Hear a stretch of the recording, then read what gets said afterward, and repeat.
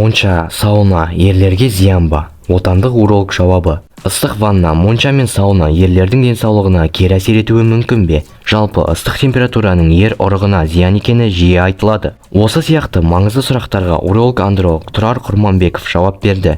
Оның айтуынша, ыстық су немесе ыстық моншадағы температура ер ұрығына зиян. Балалы болуды жоспарлап жүрген ерлерге ыстық суға түсуге кеңес берілмейді. Жігіттер монша, саунаға құмар келеді. Отбасын құрайын деп жүрген немесе үйленіп балалы болуды жоспарлап жүрген ерлерге моншаға жиі баруға кеңес берілмейді. Себебі ұрық ер жұмыртқасында өндіріледі. Оның температурасы дене температурасынан 1,5 градус төмен болады. Ал сіз моншаға барған кезде 50-60 градус ыстықтың үстінде отырасыз. Ондай жоғары температураны ер жұмыртқасы сүймейді.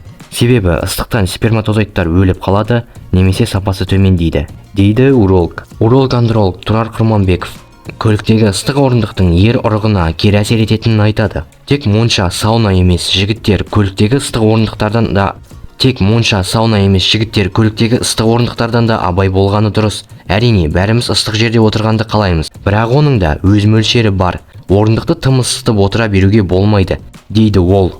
Сондықтан ұзақ сапарларда бұл функцияны өшіру керек. Сапарды бастамас бұрын көліктегі орындықты жылытқан дұрыс.